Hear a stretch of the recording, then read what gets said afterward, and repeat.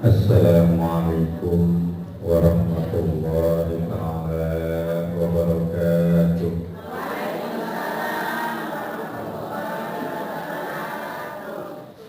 Alhamdulillahilladzi hadana lihada wa ma kunna linahtadiya laula an hadana Allah.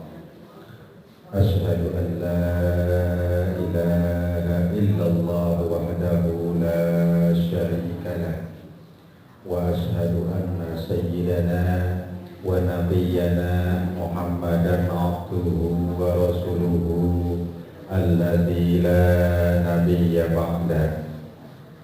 Allahumma salli wa sallim wa barik ala sayyidina Muhammadin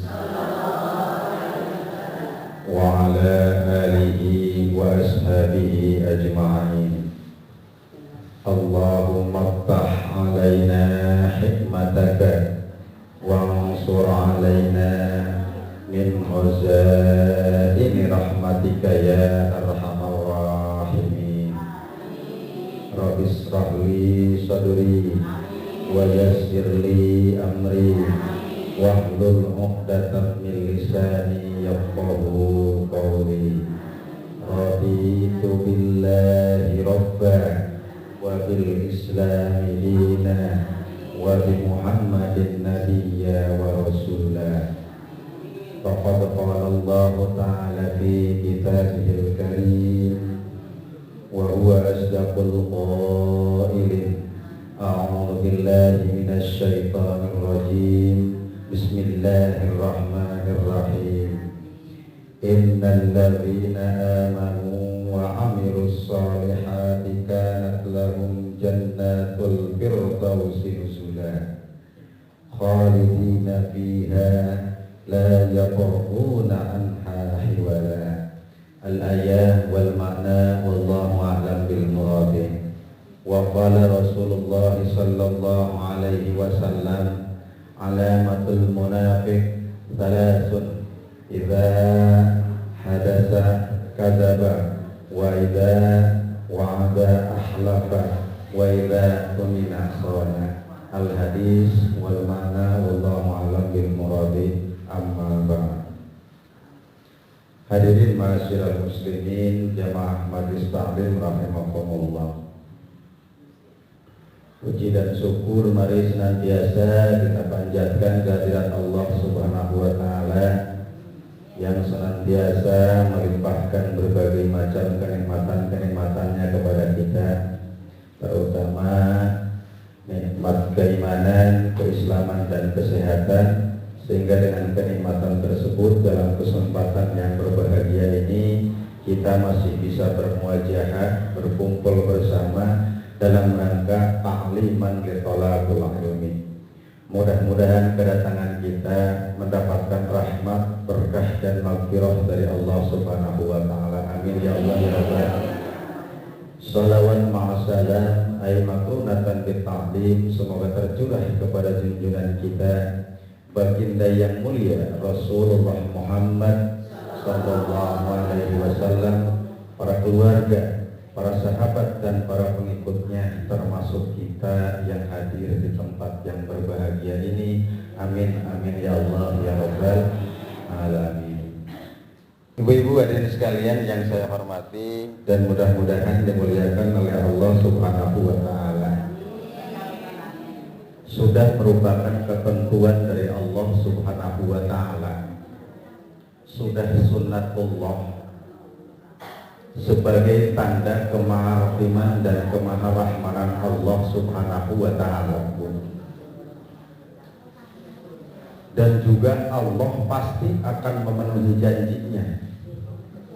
Setiap amal dan perbuatan manusia di dunia, apapun yang dia lakukan, baik yang jelas-jelas kelihatan ataupun disembunyikan, Allah akan membalasnya nanti di yaumil.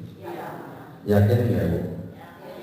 Semua amal tidak akan lepas dari catatan Allah Subhanahu wa ta'ala, dan itu akan diberikan balasan yang secukupnya nanti di yaumil qiyamah. Betul kan Bu ya? Masya Allah. Kadang kita kalau di dunia mah punya sedikit yang bisa mengizinkan diri, memalukan diri, disembunyikan rapat-rapatnya Bu. Betul Bu? Betul.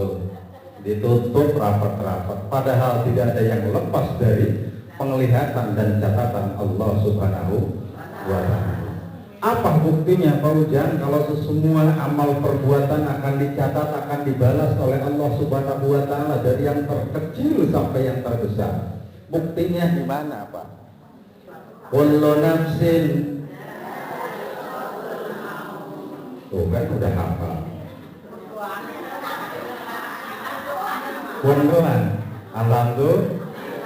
Kullu nafsin dha'iqatul maut. Wa innama tuwaffawna ujurakum yaumal qiyamah. Catat ujungnya tuh. Wa innama tuwaffawna ujurakum yaumal qiyamah. Setiap awak-awakan, setiap manusia akan menemui ajal, akan mati. Wa innama tuwaffawna ujurakum yaumal qiyamah, dan Allah akan menyempurnakan semua pahala, semua adab, semua dosa nanti diperhitungkan oleh Allah Subhanahu wa Ta'ala. Maksudnya kalau kita punya dosa di dunia lepas, jangan bangga karena nanti akan diperhitungkan oleh Allah. Bu, anak-anak yatim nggak punya bapak kan sejak kecil, nanti protes kepada Allah. Ya Allah ya Rabb, saya manusia, dia manusia. Orang lain dilindungi oleh orang tuanya dari kecil, ada orang tuanya. Kenapa saya tidak ada ya Allah? Protes nanti kepada Allah.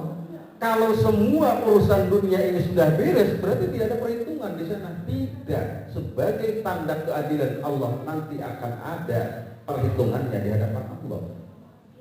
Anak yatim nanti akan dipertemukan kembali dengan ibu bapaknya di sana nanti. Nih bapak kamu, kalau kamu masuk surga, bawa bapakmu masuk ke dalam surga. Semua dituntaskan dulu. Kan enak betul kalau tidak ada perhitungan. Ya Bu Haji ya, Bu Guru, enak banget. Kata orang yang maling ayam, iya yang maling ayam, ya Allah ya Rob, saya mah maling ayam, harganya 15.000. Wis 50. Oh sampun naik Bu Haji. Ayam kampung jadi. Ya Allah ya Rob, saya malingnya maling ayam kampung yang harganya sudah naik jadi 50.000.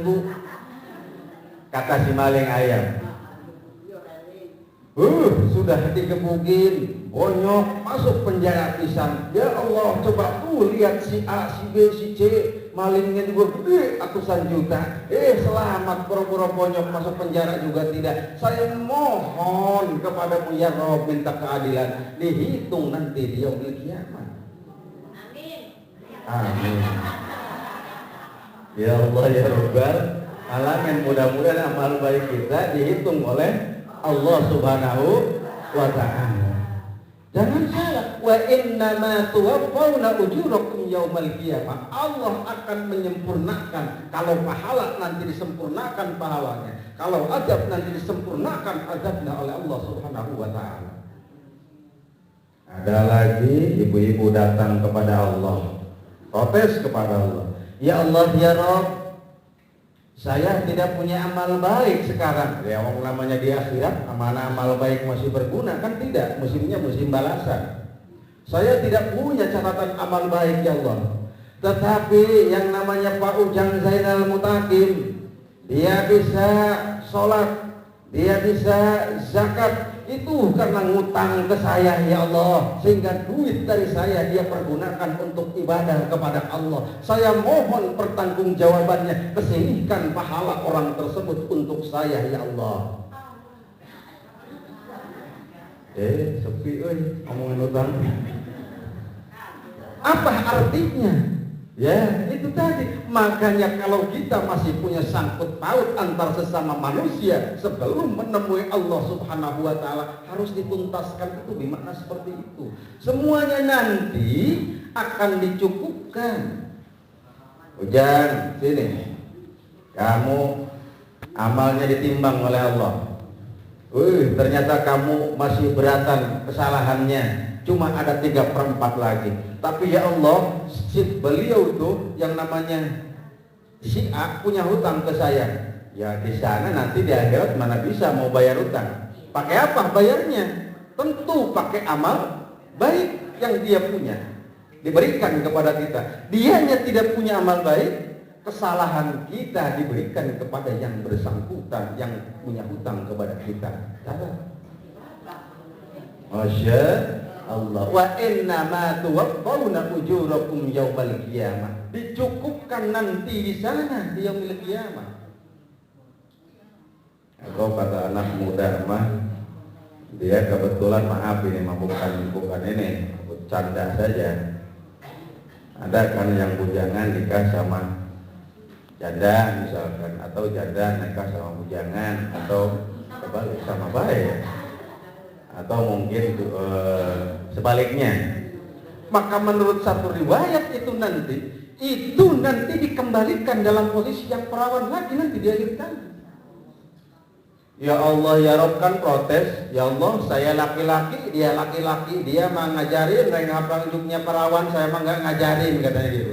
Maka kata Allah, nanti di sana diberikan lagi oleh Allah Subhanahu wa taala. Amin. Masya Allah. Jadi intinya Bu, setiap amal perbuatan yang belum tuntas di dunia ini, maka nanti akan menemui balasan yang paling akhir di hadapan Allah Subhanahu wa ta'ala. Satu. Wa innama tuwaffawna ujurakum yaumal qiyamah.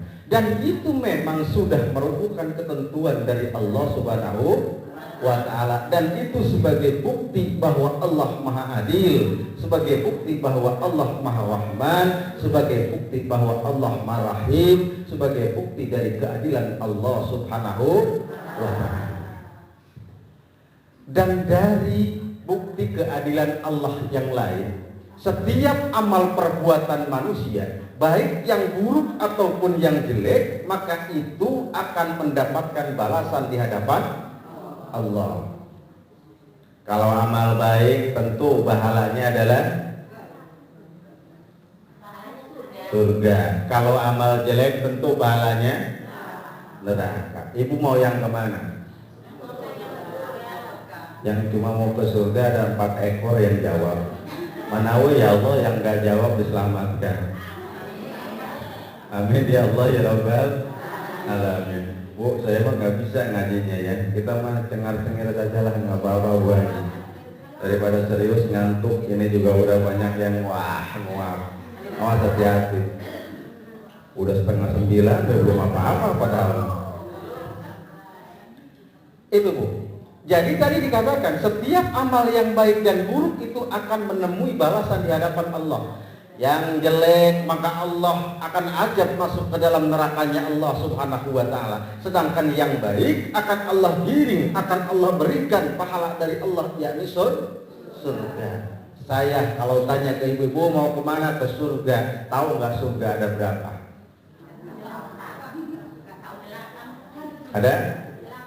Ada 8. Surga menurut para ulama itu ada 10 tingkatan gitu. 10 tingkatan. Yang pertama ada yang namanya Darussalam. Lalu kemudian ada Jannatul Khuld. Lalu kemudian ada Jannatul Ma'wa. Ada Darul Muqawwah. Ada Jannatul Adn. Lalu kemudian ada Maq'adus Sidq. Ada lagi yang namanya Qadamus Sidq. Ada yang namanya Al-Maqamul Amin. Ada yang namanya Jannatul Na'im. Dan yang ke-10 ada Jannatul Firdaus.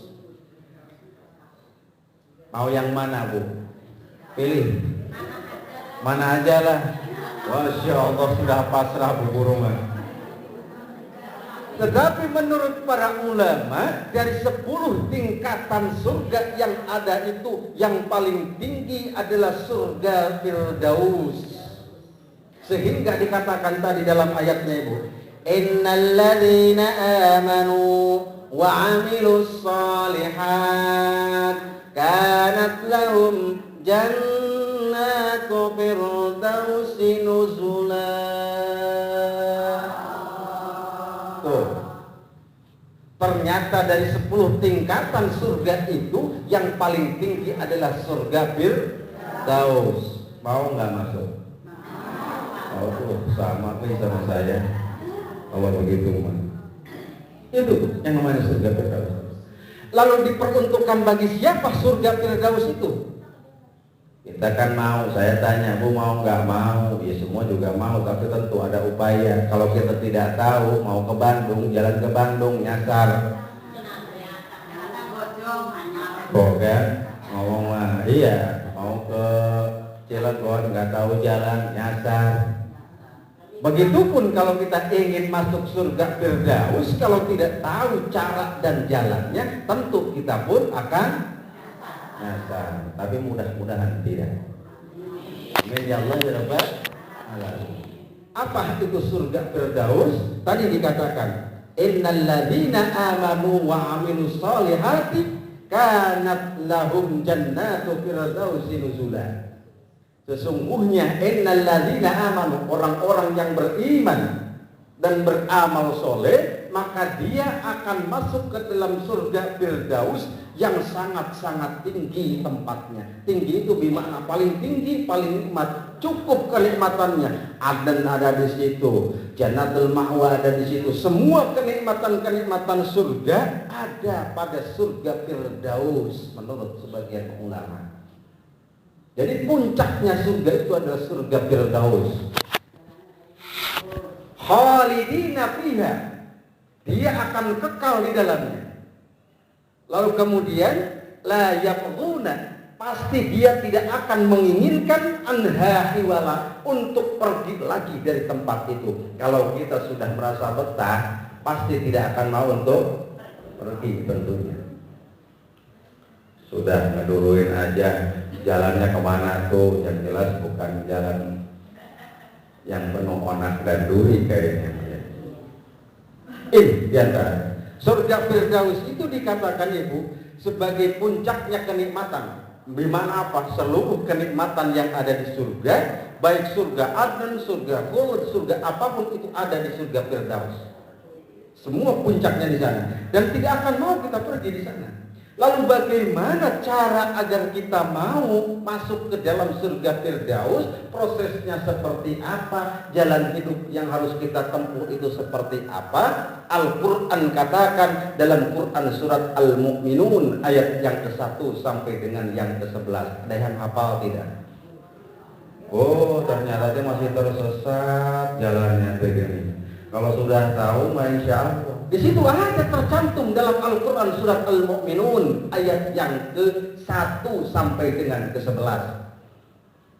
Itu adalah jatah bagi orang-orang yang beramal menurut Al-Quran itu, maka dia akan masuk ke dalam surga Firdaus. Amin ya Allah ya Rabbal alamin.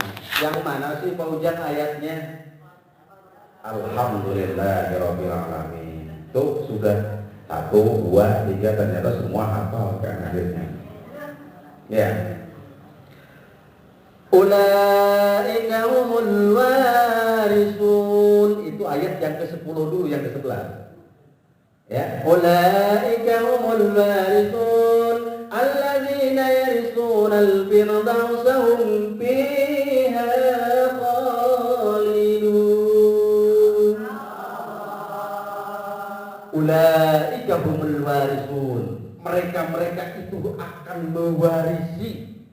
Yang namanya mewarisi, Bu, hukum waris. Kalau sudah waris, maka mutlak kan akan kebagian kan?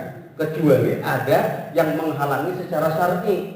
Misalkan anak memodoh bapak, itu maka dia tidak akan dapat. Nah, surga Firdaus itu akan diwariskan. Apa artinya? Semua orang pasti akan masuk ke dalam surga Firdaus. Ulaika humul warithun. Bahasanya juga mewarisi, bukan diberi, bukan apa, tapi mewaris. Mutlak. Iya kan? Mutlak kita akan dapatkan selama kita tidak menyalahi aturan-aturan agama. Mananya gitu? Ulaika humul warithun. Alladzina yarithuna al-firdausa hum biha khalidun. Mereka itu akan mewarisi surga Firdaus dan mereka akan menetap di dalamnya secara kekal. Amin ya Allah ya Rabbal alamin. Siapa yang akan mewarisi surga Firdaus itu? Kita kembali kepada ayat 1-2-nya dalam Al-Mu'minun. Qad aflahal mu'minun. Sungguh berbahagia orang-orang yang beriman. Siapa mereka? Alladzina hum fi sholatihim khashi'un. Ini nih yang pertama. Orang yang akan mewarisi surga Firdausnya Allah Subhanahu wa ta'ala. Dan dia akan tinggal di dalam surga Firdaus itu secara kekal di dalamnya. Yang pertama yang akan mewarisi itu adalah alladzina hum fi sholatihim khashi'un, yakni mereka-mereka yang mengerjakan sholat secara khusyuk. Dapat satu. Ibu ya, ternyata ya Allah, Al-Quran itu kalau dibaca dikaji masya Allah dalamnya. Yang pertama itu alladzina hum fi sholatihim khashi'un, mereka-mereka yang sholat dengan khusyuk di dalamnya. Bukan sholat cuma sekedar sholat. Iya. Bukan sholat cuma sholat kita laksanakan, tetapi khusyuk di dalam melaksanakan sholat yang kita kerjakan itu. Lalu pertanyaannya, sholat khusyuk itu seperti apa sih Pak Ujang? Saya udah berusaha untuk khusyuk, mencolok baik, entah pikirannya, entah anggota badannya, mencolok baik lagi sholat. Masya, ditunjung putih, tahu tunjung putih Bu? Daerah sana Kubang Laban masuk ke dalam, kan ada rel kereta dari Merak itu ya Bu ya. Lewat pengisi pengajian di sebelah sana Bu Haji. Entah benar, entah enggak, tapi memang orangnya orang serampangan. Pak Ujang, saya itu saking khusyuknya sholat, katanya dulu, kereta lewat, saya lagi sholat, tidak kedengaran saya. Masya Allah. Saya jawab, saya itu mah bukan khusyuk, yang kayak begitu mah budek.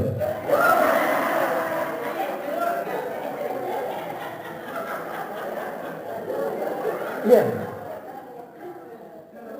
Bohongnya kegedean. Ngomongnya betulan itu, serius ke saya. Lagi menjelaskan tentang khusyuk itu. Ya ini mah Bu, bukan berarti kita bisa khusyuk, tapi kan kalau disampaikan mah harus berusaha. Yang bisa khusyuk mah cuma Rasulullah sama Sayyidina Ali yang paling utama itu. Yang namanya Sayyidina Ali Bu, kalau dia ada pedang nancep di tubuhnya, mau dicabut itu nggak mau kalau dia tidak sedang sholat. Makanya sholat Allahu Akbar, dicabut pedangnya itu tidak terasa. Itu saking khusyuknya. Kalau kelas kita, itu tadi saya katakan, rumahnya pinggir jalan, dekat kereta, kereta lewat tidak kedengeran. Saya bilang itu mah bukan khusyuk, kamu aja budak. Bukan tidak kedengaran, harusnya mah, tetapi jangan dihiraukan. Maknanya kan begitu. Ya Bu ya, itu maknanya. Nah, apa sih khusyuk di dalam sholat itu? Khusyuk itu adalah kita tunduk, kita patuh, kita tenang, kita adem, kita ayem dalam menjalankan sholat itu. Terutama pikiran dan fisik kita. Ya tidak bisa dibilang khusyuk. Bismillahirrahmanirrahim. Alhamdulillahirabbil alamin. Masya Allah, itu membacaannya tidak khusyuk, gerakannya pun tidak khusyuk. Itu maknanya. Gerakan mah ya Bu ya, berusaha. Tetapi ketika hati dan pikiran tidak bisa kita jauh, iya kan? Padahal tiket yang akan mewarisi surga Firdaus itu tadi menurut surat Al-Quran surat Al-Mu'minun ayat yang keduanya, yang pertama itu alladzina hum fi sholatihim khashi'un, yakni mereka-mereka yang khusyuk di dalam melaksanakan sholatnya. Harusnya kondisi hati ketika kita sholat itu penuh ketakutan. Ya Allah, jangan-jangan bacaan saya tidak sempurna. Ya Allah, jangan-jangan bacaan saya tidak akan diterima. Ya Allah, jangan-jangan bacaan saya salah. Ya Allah, terus itu. Sehingga terus mempelajarinya kita ke dalam praktek sholat itu. Ada yang bisa usul di sini? Nggak ada. Kalau ada, saya langsung kabur. Belum bisa. Tapi kita berusaha untuk menunjukkan kehusuan kita. Nah, apa cirinya? Minimal ciri ketika kita mengerjakan sholat yang khusyuk itu. Sholat khusyuk adalah tiket untuk mewarisi surga Firdaus menurut Quran surat Al-Mu'minun. Tidak ada orang yang bisa mengartikan khusyuk itu seperti apa sih persisnya. Tetapi menurut Imam Al-Ghazali dikatakan minimal ada 6 persyaratan kalau kita ingin sholat kita masuk dalam kategori khusyuk. Yang pertama apa? Hudurul qalb. Yang pertama, kalau sholat kita ingin khusyuk menurut Imam Al-Ghazali, maka lakukan hudurul qalb, yakni menghadirkan hati kita ketika kita mengerjakan sholat. Bisa belum kita ya Bu? Masya Allah, mudah-mudahan saja dengan kelemahan, segala kelemahan yang ada dalam sholat kita, Allah menerima sholat-sholat kita. Amin ya Allah ya Rabbal Alamin. Ini menurut Imam Al-Ghazali. Yang namanya khusyuk itu yang pertama hadirkan hati. Di mana apa? Ketika kita misalkan takbiratul ihram, Allahu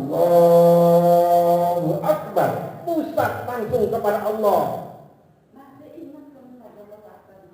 Nah, Bismillah ingat, Alhamdulillah masih ingat, malah bahkan sampai Assalamualaikum masih ingat. Alhamdulillah. Wallahualam. Apalagi imamnya bacanya surat Al-Kahfi bisa.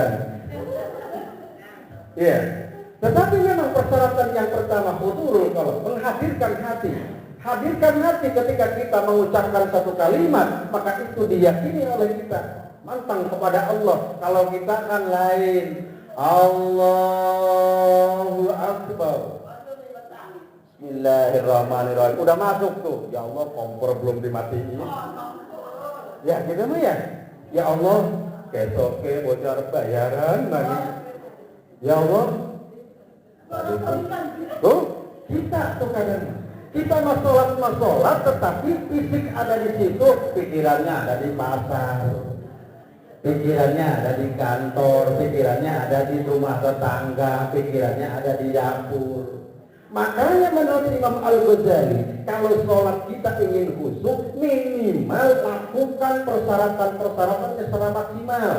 Maksudnya begini, kalau mau sholat ada anak lagi tidur di pinggir dipan, sok benahin dulu, bereskan dulu, biar tidak mengganggu pikiran kita. Kalau kita mau sholat lagi masak, matikan dulu kompornya secara baik. Maka begitu tuh maknanya. Hudurul qalb, akhirnya hati kitanya hadir di sana.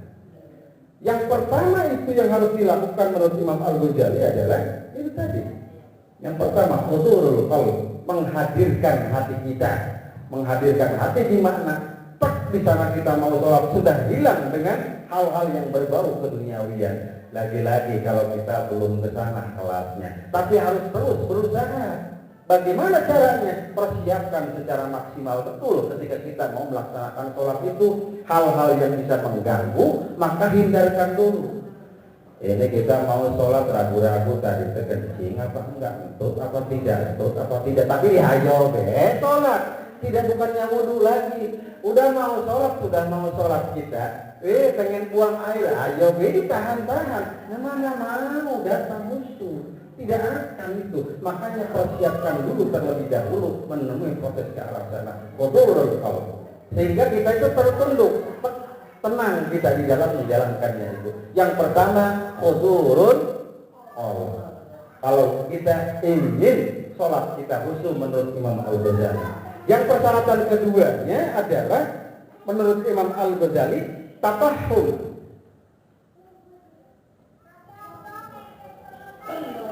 Takut jam saya berbeda dengan jam yang di sana, di masjid sudah mulai, sayangnya ayo ngoplak nantinya. Yang kedua, persyaratannya itu adalah setelah hudurul qalb, menghadirkan hati kita adalah tafahum. Apa itu tafahum? Yakni kita memahami apa yang kita bacakan di dalam melaksanakan sholat itu. Kan kalau zaman dulu makanya diajarin kalau di madrasah juga Allahu Akbar, Gusti Anu Maha Agung, terus setiap ucapannya itu. Itu maksudnya bukan cuma untuk pelafalan saja, tapi penghayatan makna masuk di dalamnya. Mustahil sholat kita akan khusyuk kalau kita tidak mampu dan tidak mau untuk memahami setiap ucapan-ucapan yang ada di dalam pelaksanaan sholat. Maka menurut Imam Al-Ghazali, kalau sholat kita ingin masuk dalam kategori khusyuk, minimal setelah hudurul qalb, yang kedua tafahum, pahami, hayati bacaan-bacaan yang kita lafalkan. Dari awal, ya kan gimana kita mau khusyuk sholatnya dari awal musolli fardhu ke subuh apa asar, zuhur apa asar, sudah maknanya. Gimana mau khusyuk kita masuk ke dalamnya? Musolli fardhu subuh kali subhi rohata ini adalah rohata mustaqbilal Ka'bah. Nggak tahu mana. Mana itu kata? Tafahum, pahami apa yang kita ucapkan ketika kita melaksanakan sholat. Allahu Akbar. Di sana tunduk semua bahwa tidak ada yang paling maha besar di dunia ini kecuali Allah Subhanahu wa Ta'ala. Saya menjadi orang pintar, bodoh saya di hadapan Allah. Saya menjadi orang kaya, miskin saya di hadapan Allah. Saya menjadi orang miskin, kaya saya di hadapan Allah. Itu tanamkan dalam pikiran kita, sehingga konsen kita. Orang kaya tidak mikirin kekayaannya ketika sholat. Orang miskin tidak memikirkan bagaimana caranya ingin kaya ketika dia sholat. Masya Allah, anak-anak saya pengen melu ngaji, hebat. Ya. Masya Allah. Itu tafahum. Masukkan ke dalam pikiran kita. Itu tidak mau. Allahu Akbar. Lalu kemudian dalam iftitah misalkan, iftitah itu yang mana sih, guru?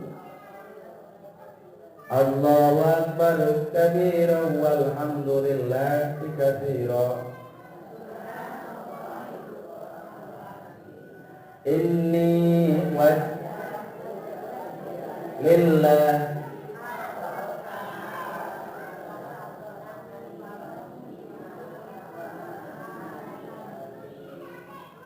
inna sholati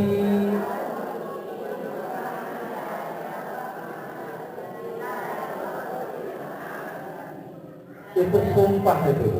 Yola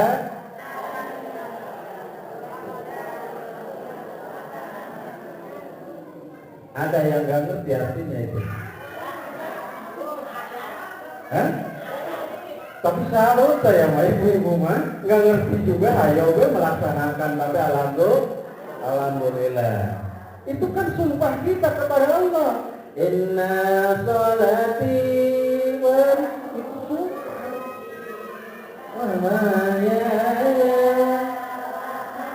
Ya itu kan ya.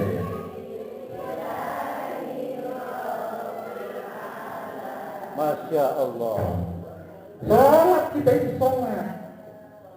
Berarti kan di dalam situ kita bersumpah kepada Allah. Sesungguhnya sholatku ya Allah, hidupku ya Allah, matiku ya Allah, hanya untukmu ya Allah. Di situ maknanya, pahami. Kalau kita ingin khusyuk, makanya menurut Imam Al-Ghazali, kalau sholat kita ingin khusyuk, jadikan sholat yang sedang kita laksanakan itu anggap sebagai kesempatan untuk melaksanakan sholat yang terakhir di hadapan Allah.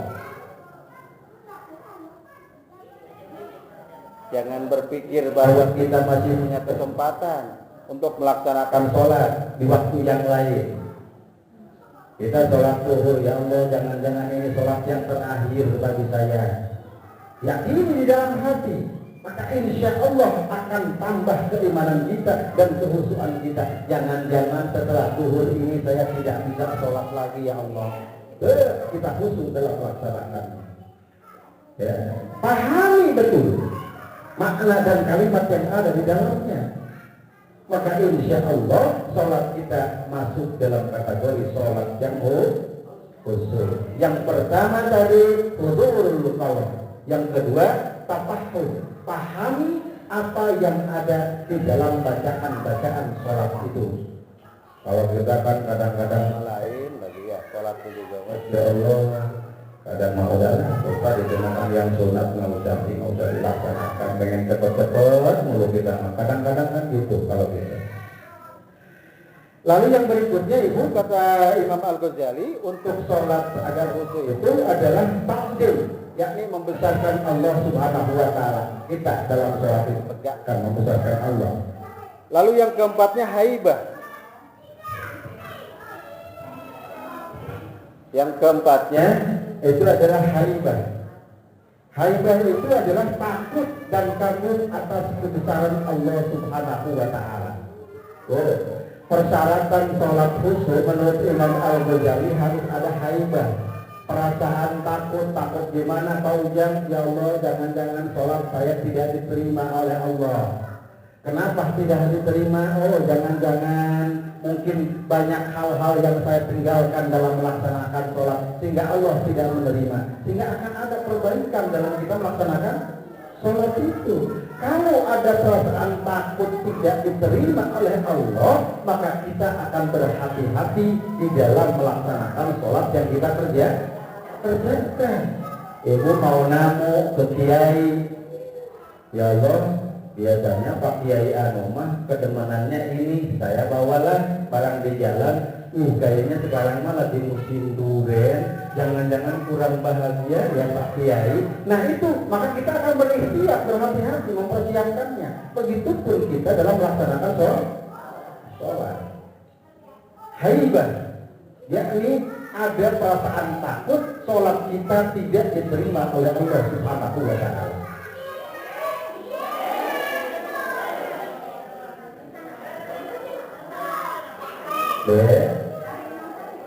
Ayo sekolah. Ya. Lalu yang kelimanya adalah sikap roja. Roja itu mengharap ampunan dari Allah Subhanahu wa Ta'ala. Kalau kita ingin sholat khusyuk, maka terapkan sikap roja kita, berpengharapan kepada Allah, tumpahkan di sana. Ada waktu-waktu diterimanya doa. Jadi tatkala sujud itu adalah ketika doa diterima oleh Allah Subhanahu wa Ta'ala. Tumpahkan di sana. Lalu yang keenamnya adalah haya, yakni perasaan malu kepada Allah. Ya Allah, saya baru mampu melaksanakan sholat sebatas ini, padahal kemaharahmanan dan kemaharaman Allah begitu banyak kepada saya. Itu maknanya teruskan. Jadi kalau sholat kita ingin masuk dalam kategori khusyuk, yang pertama terapkan sikap yakni hudurul qalb, menghadirkan hati. Yang keduanya tadi harus tafahum, pahami bacaan-bacaan kita, kemudian takdim, besarkan, agungkan Allah Subhanahu wa Ta'ala. Yang keempatnya haibah, yakni kita berpengharapan dan merasa takut sholat kita tidak diterima oleh Allah Subhanahu wa Ta'ala. Lalu roja, yakni mengharapkan ampunan. Yang keenamnya adalah haya, kita merasa malu di hadapan Allah, cuma mampu melaksanakan sholat seperti yang kita kerjakan. Maka insya Allah menurut Imam Al-Ghazali, sholat kita akan masuk dalam kategori sholat yang khusyuk. Amin ya Allah. Yang pertama, orang yang mewarisi surga Firdaus di hadapan Allah, sebagaimana Quran surat Al-Mu'minun ayat yang ke-1 sampai ke-11 itu, yang pertama alladzina hum fi sholatihim khashi'un, yakni orang-orang yang khusyuk di dalam melaksanakan sholatnya. Masih ada waktunya, Bu? Masih. Yang kedua, orang yang akan mewarisi surga Firdausnya Allah Subhanahu wa Ta'ala. Yang mana surga Firdaus itu adalah puncaknya kenikmatan dari semua surga yang ada, itu akan diwariskan kepada kita. Siapa? Sikap yang kedua menurut Al-Quran, Quran surat Al-Mu'minun 1 sampai dengan yang ke-11 itu adalah walladzina hum 'anil lagwi mu'ridun.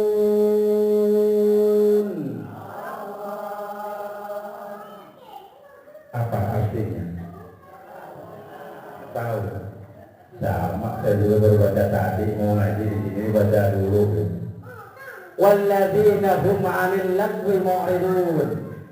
Yang kedua, orang yang akan mewarisi surga Firdaus itu adalah mereka-mereka yang menghindari perbuatan-perbuatan yang tidak berguna. Menghindari perbuatan-perbuatan yang lagwi, perbuatan-perbuatan yang tidak berguna, yang bisa melalaikan ketaatan kepada Allah Subhanahu wa Ta'ala. Yang bagaimana, Pak Ujang? Bu, nonton TV haram enggak? Enggak. Yang kenceng dong. Bu, nonton TV haram enggak? Enggak. Kalau ibu nonton TV, hantam nonton TV, tiba-tiba datang waktu sholat zuhur sampai ketinggalan sholat zuhur, nonton TV-nya jadi haram enggak? Itu anil lagwi mu'ridun. Dia akan menghindari perbuatan-perbuatan yang sifatnya lagwi, laga, tidak ada artinya, tidak ada faedahnya, tidak ada gunanya. Harap matur lah. Matur tuh kalau di Sunda tuh apa kan gua aja. Nepas batur. Nepas batur tuh ngarumpi, datang tetangga ruang. Wih, tadinya niatnya bagus, silaturahmi, barang nyampe enggak, kamunya anu terus panjang sampai dari A sampai Z ngomongin orang, lagwi itu namanya. Tidak termasuk dalam kategori itu perbuatan baik. Niatnya awalnya betul, silaturahmi dengan tetangga, silaturahmi menyambung tali silaturahmi, ujung-ujungnya ngomongin batur, ujung-ujungnya riba, ujung-ujungnya ngerumpi, ujung-ujungnya ngupat. Itu namanya adalah lagwi. Perbuatan-perbuatan yang tidak ada artinya. Sementara Al-Quran katakan orang-orang yang akan mewarisi surga Firdaus itu adalah diantaranya yang pertama khusyuk dalam melaksanakan sholat, yang kedua orang-orang yang meninggalkan perbuatan-perbuatan laga, perbuatan-perbuatan yang tidak berarti. Tadi saya katakan nonton TV itu haram, tidak ada kaidahnya. Tetapi kalau kita nonton sampai melalaikan diri kepada Allah, maka itu sudah masuk dalam kategori lagwi. Nonton TV haram tidak, sah-sah saja silakan. Tetapi kalau kita bandingkan dengan membaca Al-Quran, banyak mana faedahnya? Baca Al-Quran, berarti hindarkan, rada dikurangi deh nonton TV-nya, apalagi usia sudah 60-70 tahun. Betul katanya. Ya, lagi Masya Allah, kadang-kadang kita main ke mall, dari sininya mah betul, berangkat jam 11, baliknya jam 4, males sholat, lagi maksudnya. Apapun juga perbuatan yang bisa melalaikan diri untuk mengingat Allah Subhanahu wa Ta'ala, itu adalah masuk dalam perbuatan-perbuatan lagwi menurut bahasa agama. Kalau bahasa kita itu perbuatan yang tidak berguna dan tidak ada faedahnya. Ibu jarah ke makam Sunan Giri, Sunan Muria, Sunan Bonang, atau barangkali yang suka ke Cianjur, ke Gentur, ke Mamang, ziarah gitu. Boleh tidak jalan? Sah-sah saja, boleh. Untuk meningkatkan keimanan dan ketakwaan kita kepada Allah. Tetapi di sana itu cawuk ambil tanahnya, bawa pulang, masukin kain putih. Buat apa itu? Buat jimat. Masya Allah. Lagwi tidak masuk dalam kategori orang-orang yang akan mendapatkan atau mewarisi surga Firdaus dari hadapan Allah. Silakan ibu mau jalan kemana pun silakan, tetapi harus dijaga akhlaknya kita. Rasul katakan, "Kuntu nahaytukum an ziyaratil qubur fazurruha li'annaha tuzakkirul mauta wal akhirah." Tidak ada persoalan, bahkan itu akan lebih meningkatkan keimanan kita untuk mengingat kematian kita. Yang penting akhlaknya harus dipelihara oleh kita. Lakuin perbuatan-perbuatan yang tidak ada gunanya, maka harus kita jauhi. Ngobrol sama teman, tetangga, apapun juga, pembicaraannya jangan sekali-kali ngomongin orang. Ya kalau ngomongin harga cabai itu mahal ya, sekarang mah itu mah tidak jadi persoalan. Oh udah wajar, si anu mah kebeli juga ada banyak duitnya. Barang saya mah udah begini, suaminya tidak kerja. Bawa lagi ngomongin suaminya. Jangan sampai itu masuk dalam kategori lagwi. Hindarkan perbuatan semacam itu, karena itu akan menjauhkan diri kita dari mewarisi surga Firdaus yang digambarkan oleh Allah Subhanahu wa taala dalam Quran surat Al-Mu'minun ayat yang ke-1 sampai dengan yang ke-11. Pulangnya silakan baca. Oh iya benar. Silakan dibaca. Lanjut, Bu. Saya mah kalau sudah begini sudah tidak enak. Oh, ada 10 menit lagi. Ya. Lalu yang ketiga, orang yang akan mewarisi surga Firdaus menurut Quran surat Al-Mu'minun ayat yang ke-1 sampai dengan 14 itu, yang ketiganya adalah walladzina hum lizzakati fa'ilun. Ngerti itu? Yang ketiga, walladzina hum lizzakati fa'ilun. Mereka yang mengerjakan atau mengeluarkan zakat dari harta yang mereka miliki. Ini Bu, mereka akan mewarisi surga Firdaus. Yang ketiga itu adalah orang-orang yang suka mengeluarkan zakat. Tahu jangan saya mau boro-boro zakat, saya masih mustahik sama Bu. Gimana tuh saya mah, berarti saya mah tidak akan termasuk dong di dalamnya. Insya Allah masuk asal kita mau. Kalau zakat ada nisabnya, ada haulnya. Ada yang tidak nisab dan tidak haul yang bisa kita laksanakan. Apa? Infak dan sedekah. Kalau kita tidak bisa zakat, lakukan sedekah. Boro-boro mau jahat, saya mau sedekah juga tidak bisa, apalagi infak. Jangan berpikir kalau kita infak sedekah itu harus ratusan juta. 1000 itu adalah infak dan sedekah kita. Insya Allah akan kita temui nanti pahalanya di yaumil qiyamah.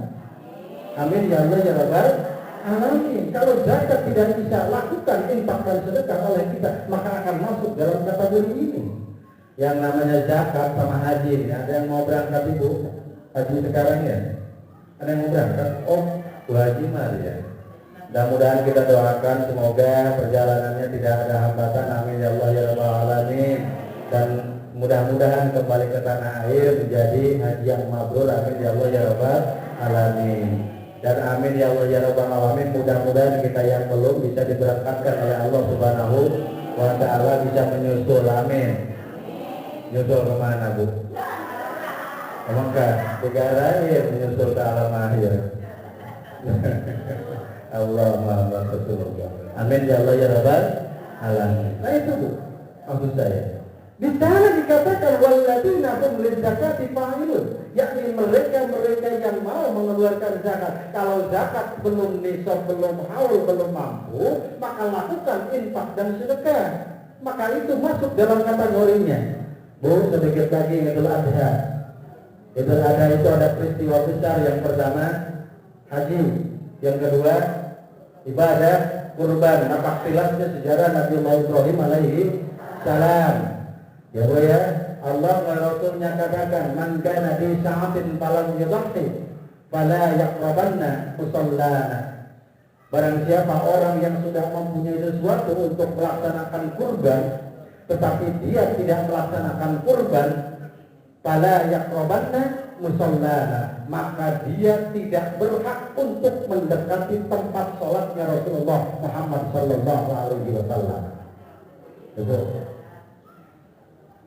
Mudah-mudahan kita bisa berkorban. Amin ya Allah ya Rabbal alamin. Karena itu dikatakan, barang siapa orang yang mempunyai sesuatu untuk melaksanakan kurban, tetapi dia tidak melaksanakan kurban, maka dia tidak boleh mendekati tempat sholatnya Rasulullah Muhammad sallallahu alaihi wasallam. Naudzubillah. Ini berkaitan dengan bulan Idul Adha-nya ini. Lalu Rasul pun katakan, man kana fi sa'atin falam yahid falyamut insya'a yahudiyan aw nasraniyan.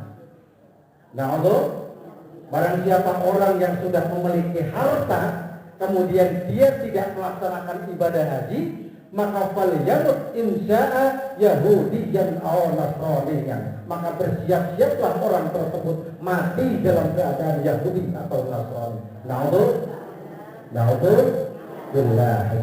Mudah-mudahan kita dihindarkan dari perbuatan semacam itu. Dan di mana engkau nunggunya lama, jangan-jangan kalau kita sudah daftar, insya Allah besok mati pun hakikatnya di hadapan Allah sudah dicatat. Amin ya Allah ya Rabbal. Siapa yang belum daftar mau nggak cepat-cepat? Saya kasih ilmunya. Ilmunya bu, yang pertama memperbanyak baca surat Al-Hajj. Surat Al-Hajj. Yang kedua baca surat Al-Fatah. Yang ketiga Al-Hasr. Yang keempat Al-Waqiah. Yang kelimanya adalah surat Al-Kahfi. Yang keenamnya surat Al-Hasr. Yang ketujuhnya surat Yasin. Dan yang kedelapan, ibu harus sering-sering melihat surat-surat tanah, surat mobil, surat deposito. Silahkan ibu daftar, maka insya Allah tetap berangkat itu.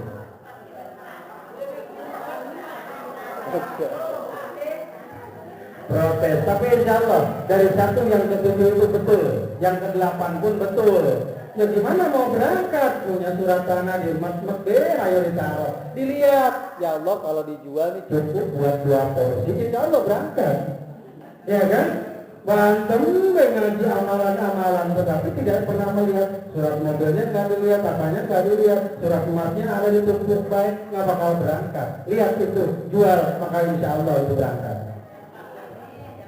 Amin ya Allah ya Rabbal alamin. Yang ketiga, orang yang mewarisi surga Firdaus itu adalah walladzina hum lizzakati fa'ilun, yakni orang-orang yang senantiasa mengeluarkan zakat dari harta yang mereka miliki ketika sudah nisab. Ketika mereka tidak mempunyai itu, maka dia akan melaksanakan infak dan sedekah. Mereka lah orang-orang yang akan mewarisi surga Firdausnya Allah Subhanahu wa ta'ala. Masih bu?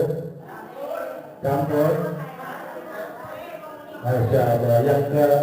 Yang berikutnya dari ini diekspres aja.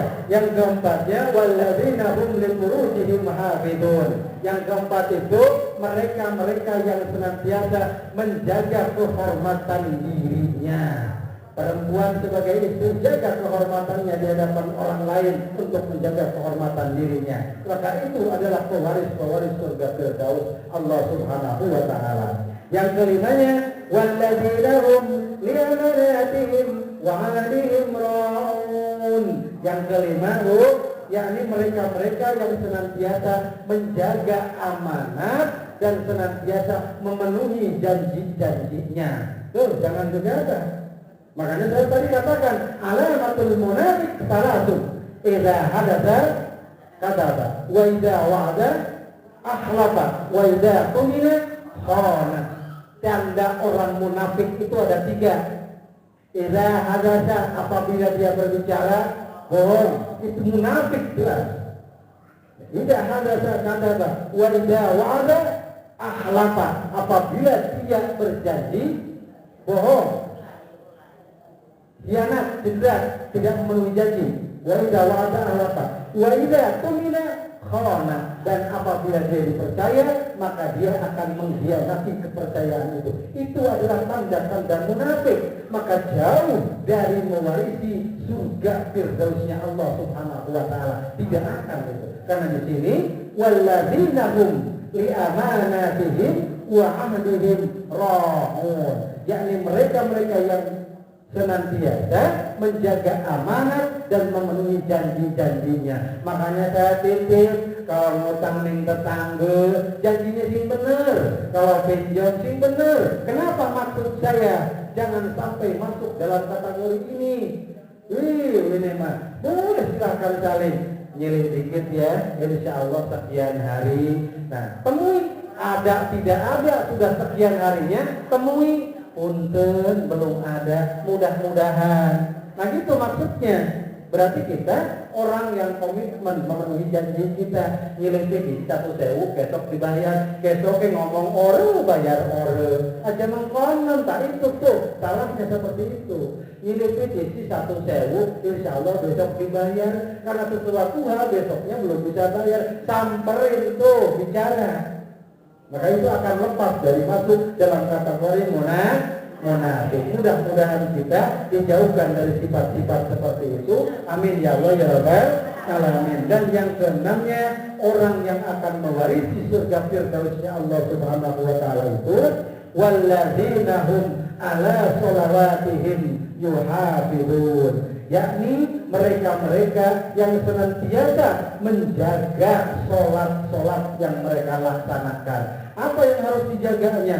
Ketika sebelum melaksanakan sholat, jaga toharohnya, wudunya. Ketika melaksanakan sholatnya, maka jaga rakaatnya, jaga tumaninahnya, jaga bacaannya.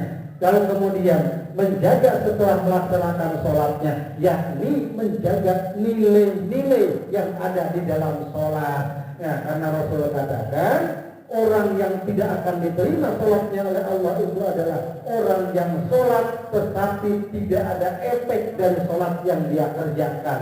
Sholat majalan, maksiat terus, itu tidak akan diterima oleh Allah sholatnya. Maknanya seperti itu. Maka orang-orang yang menjaga sholat baik dari sisi waktu, tumaninah, rukun, syarat dan syarat sahnya, maka insya Allah dia orang-orang yang masuk dalam kategori pewaris surga firdausnya Allah Subhanahu wa taala. Amin ya Allah ya Rabbal alamin. Mudah-mudahan kita masuk dalam kategori orang-orang yang masuk sebagaimana dimaksud oleh Quran surat Al-Mu'minun ayat yang ke-1 sampai dengan yang ke-11 tadi. Mungkin itu saja yang dapat saya sampaikan dalam kesempatan yang berbahagia ini. Mudah-mudahan ada manfaatnya untuk kita semua. Salahnya apa yang saya sampaikan murni dari mulut saya dan dari setan laknatullah. Benarnya apa yang saya sampaikan itu murni hidayah dari Allah Subhanahu wa taala, berkah dari guru-guru saya. Mudah-mudahan mereka mendapatkan tempat yang layak di sisi Allah Subhanahu wa taala. Nasrul minallah wa fathun qarib. Wassalamualaikum warahmatullahi taala wabarakatuh.